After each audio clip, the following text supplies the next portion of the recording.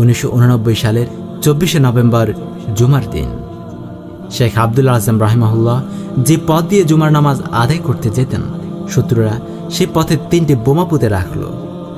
রাস্তাটি ছিল একদম সরু, একটির বেশি গাড়ি সে পথ দিয়ে অতিক্রম করতে পারত না। দুপুর 12টা 30 মিনিটে শেখের গাড়িটি ঠিক বোমা যেখানে পুঁতে রাখা হয়েছিল সেখানে এসে বন্ধ হয়ে যায়।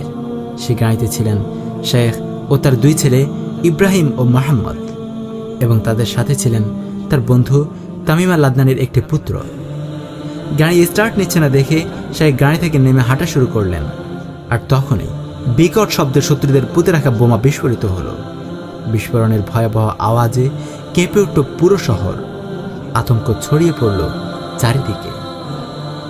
আশপাশের লোকজন এসে গাড়ির বিক্ষিপ্ত অংশ ব্যতীত আর কিছুই পায়নি।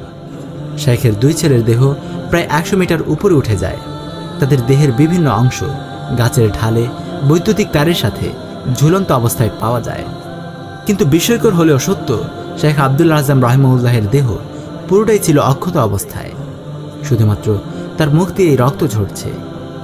মহান আল্লাহ তাআলা শহীদ শেখ আব্দুল আজম রাহিমাহুল্লাহের দেহকে রক্ষা করলেন। তার শাহাদাতের সংবাদে চারিদিকে কান্না রোল পড়ে গেল। মুজাহিদদের শিবিরে শিবিরে নেমে এলো শোকের ছায়া। নিস্তব্ধ হয়ে গেল তার নিকটতম ব্যক্তিরাও। এভাবে শাহাদাতের তামান্নায় ছুটে আসা এই মহান সিংহপুরুষ শুহাদার কাতারে সামিল হলেন। দিন ও মুসলিম উম্মাহর জন্য তার ত্যাগ ভুলবার নয়। এ মহান বীর সত্যিই বলেছেন, ইসলামের ইতিহাস শহীদদের রক্ত, স্মৃতি এবং দৃষ্টান্ত ছাড়া লেখা হয় না। মহান আল্লাহ তাআলা শেখ ডক্টর আব্দুল্লাহ ইউসুফ আজম রাহিমাহুল্লাহের এই কোরবানিকে কবুল করুন। সালাফের যে পথে কদম রেখে তিনি শাহাদাতের মর্যাদা লাভে ধন্য হয়েছেন, আমাদেরকেও সে পথে অবিচল থাকার তাওফীক দান করুন।